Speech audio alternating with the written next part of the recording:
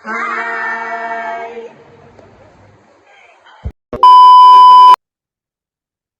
Assalamualaikum warahmatullahi wabarakatuh.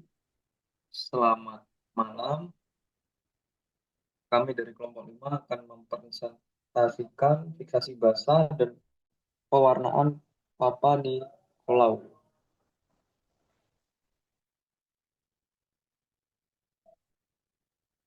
Berikut nama anggota kami. Yang pertama ada saya sendiri, Resto Eri. Dan yang kedua ada Manggar Waisti. Yang ketiga ada Mei Sulita Putri. Yang keempat ada Rifania De Jesus. Yang kelima ada Septika Indah Setia Putri. Bahasan pertama, kita membahas tentang fiksasi. Fiksasi merupakan suatu metode untuk mempertahankan komponen-komponen sel agar tidak mengalami perubahan dan tidak mudah rusak dengan cara mengawetkan bentuk sel dan organel sehingga mendekati bentuk fisiologisnya. Fiksasi memiliki dua prinsip dasar, yakni koagulasi dan presipitasi. Koagulasi yaitu proses pengumpulan partikel koloid di dalam sel yang bersifat netral akibat penambahan bahan kimia atau pemberian perlakuan fisik. Sedangkan presipitasi adalah pengendapan yang terjadi akibat koagulasi yang terjadi sebelumnya. Selanjutnya akan dilanjutkan oleh rekan saya.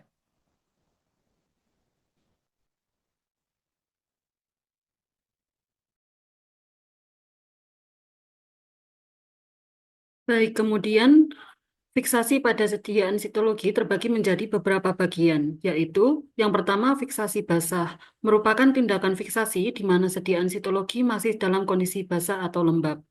Lalu ada fiksasi coating, merupakan fiksasi yang dilakukan untuk mengganti fiksatif basah. Kemudian fiksasi kering, merupakan fiksasi yang dilakukan pada sediaan sitologi yang dilakukan dengan mengeringkan sediaan tersebut di udara terbuka atau dengan bantuan pemanasan hingga kering. Dan yang terakhir ada fiksasi khusus, yaitu fiksasi Carnoy yang merupakan khusus spesimen hemoragik dan fiksasi cair atau fiksasi yang baik ketika akan membuat sel blok ataupun dalam pengamatan sel dalam kondisi segar. Next slide.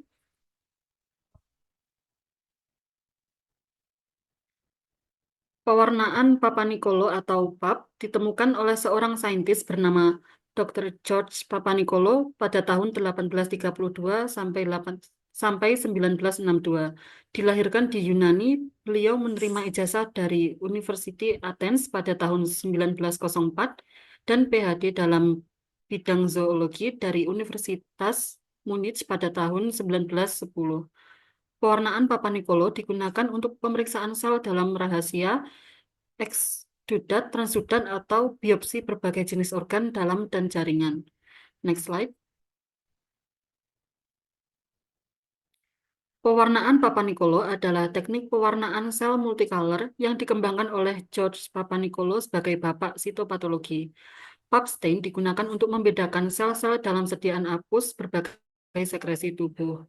Spesimen yang digunakan dalam pemeriksaan ini adalah dahak, urin, cairan cerebrospinal, cairan pleura, cairan sinovial, cairan mani, aspirasi jarum halus, atau bahan lainnya yang mengandung sel. Prinsip pewarnaan ini didasarkan pada sifat asam basa bahan pewarna dan organel sel yang akan diamati. Pewarna utama yang digunakan pada kedua jenis pewarnaan ini yaitu hematoksilin dan sebagai pewarna penutup digunakan OG6 dan AE5 pada pewarnaan Papanicolo. Next. Kegunaan dan keterbatasan pewarnaan Papanicolo atau pap smear. Untuk kegunaannya meliputi screening untuk kanker serviks, pemeriksaan sel kanker mieloma hati, screening untuk kanker tiroid, screening untuk karsinoma sel, pemeriksaan dan karakterisasi tumor jinak, identifikasi spesies Candida, dan identifikasi Chlamydia trachomatis. Untuk keterbatasannya sendiri, yaitu tes ini hanyalah tes penyaringan yang harus ditindaklanjuti dengan tes diagnostik yang lebih khusus dan sensitivitasnya rendah dengan akurasi terbatas. Next slide. faktor-faktor yang mempengaruhi kualitas pewarnaan. Yang pertama ada merek reagen pewarna, lalu keterampilan teknisi laboratorium, metode dan waktu fiksasi, pH larutan fiksatif dan pewarna, teknik pembilasan dan clearing, kesegaran dan kualitas sampel, waktu pewarnaan dan kualitas dan kondisi reagen pewarna. Untuk materi selanjutnya akan dijelaskan oleh rekan saya.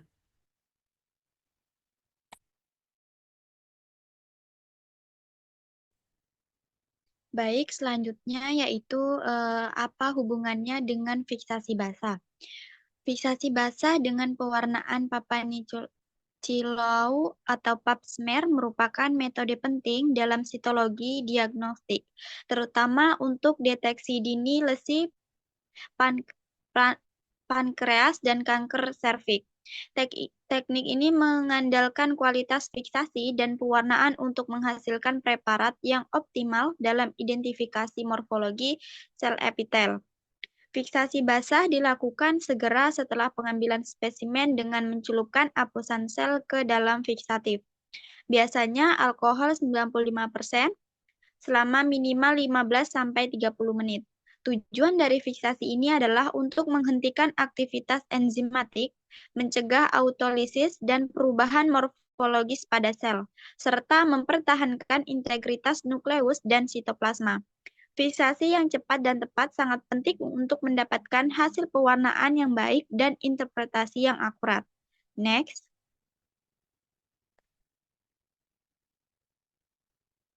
Untuk prinsip dasarnya, yang pertama ada rehidrasi apusan, yaitu dengan bantuan penurunan konsentrasi dengan alkohol bertingkat.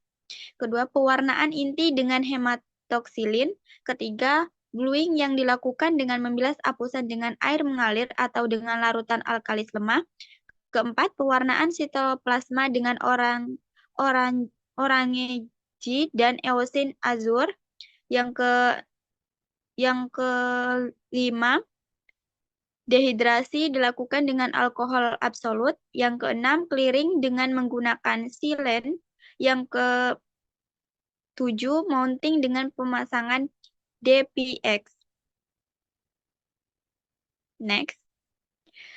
Untuk komposisi reagen pewarnaan papinicolau atau PAP terdiri dari beberapa larutan utama sebagai berikut, yaitu ada hematoksilin Haris yang terdiri dari hematoksilin 2,5 gram, etanol 25 mili, tawas kalium 50 gram, air suling atau Aquades 50 Celcius sebanyak 500 mili, merkuri oksida 1-3 gram, asam asetat glasial 20 mili. Selanjutnya akan dilanjutkan oleh rekan saya. Untuk orange G 10% dalam air 25 mili. Untuk alkohol 475 mili. Untuk asam fosfat tungkat 0 sampai 8 gram. Next.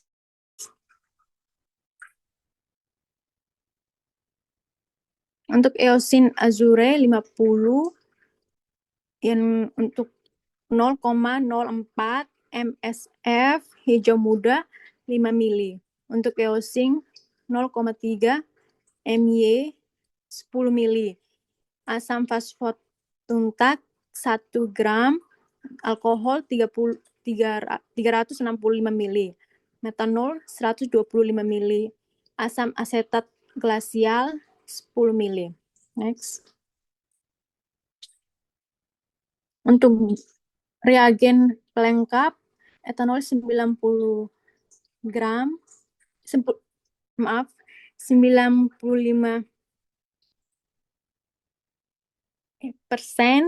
dan 100% untuk fiksasi dan dehidrasi. Untuk air keran dan air kerang Scott untuk pencucian dan pruning. Shenelan untuk clearing sebelum mounting. Next. Untuk peranalitiknya, yang pertama cairan sitologi, yang kedua tabung sentrifuge, yang ketiga sentrifuge, yang keempat objek gelas, yang kelima cover gelas, yang keenam mikroskop, yang ketujuh reagen pewarnaan Papa Nicolau, yang kedelapan rak Steinger, yang sembilan siapkan alat dan bahan pemeriksaan, yang ke-10 sediaan lapisan difiksasi dengan alkohol 95% selama 15 menit minimal. Next. Untuk analitiknya, proses dehidrasi yang pertama alkohol 8%, 10 celupan, yang kedua alkohol 70%, 10 celupan, yang ketiga alkohol 50%, 10 celupan, yang keempat Aquades 10 celupan. Yang pewarnaan stand 1, yang pertama Haris hemostoxylin 3-5 menit. Yang kedua cuci dengan air mengalir. Untuk proses Blondin penguat warna, yang pertama HCl 0,25%, 3-4 celupan. Untuk kedua, cuci dengan air mengalir. Ketiga, lithium 0,5%, 10 celupan. Untuk 4, cuci dengan air mengalir. Next. Selanjutnya akan dilanjutkan rekan saya. Baik, terima kasih. Saya melanjutkan untuk selanjutnya, stand 2. 1. Orange 3-5 menit. Proses clearing 1. Alkohol 95% sebanyak 10 celupan. 2. Alkohol 95% 10 celupan. 3. Alkohol 95% 10 celupan. Stand 3. 1. Eosin 50 3-5 menit. Next slide. Proses clearing 1. Alkohol 95% 10 celup. 2. Alkohol 95% 10 celup. 3. Alkohol 95% 10 celup. 4. Keringkan di udara selama 3 menit. 5. Silol untuk merekatkan. 6. Tutup dengan entelan step mounting. Next slide. Pasca analitik, pewarnaan akan mewarnai komponen sel yang berbeda dengan warna dan intensitas yang berbeda sebagai berikut. Inti biru, sel asidofilik merah, sel basofilik biru hijau, eritrosit jingga sampai merah hingga merah muda gelap, keratin jingga sampai merah, sel superficial merah muda, sel intermediate dan parabasal biru hijau, eosinofil jingga merah, sel metaplastik mengandung warna biru atau hijau dan merah muda, Candida merah, Trichomonas abu-abu kehijauan. Next slide. Kesimpulan, pewarnaan Papanicolaou ditemukan oleh Dr. George Papanicolaou dan menjadi metode penting dalam dunia sitologi, khususnya untuk mendeteksi dini kanker serviks. Teknik ini mengandalkan fiksasi basal menggunakan alkohol serta kombinasi 3 jenis perwarna utama, hematoxylin, orange, dan eosin azur atau EA. Fiksasi yang cepat dan tepat sangat penting untuk menjaga morfologi sel agar tidak rusak dan hasil diagnosis tetap akurat. Pewarnaan Papanicolaou mampu membedakan karakteristik inti dan sitoplasma sel secara jelas, sehingga efektif dalam mengidentifikasi sel abnormal seperti displasia dan kanker. Metode ini tetap menjadi standar emas dalam screening kanker serviks karena keakuratannya. Next. Terima kasih, saya kembalikan ke moderator. Itu saja dari kelompok kami, kurang lebihnya mohon dimaafkan. Assalamualaikum warahmatullahi wabarakatuh.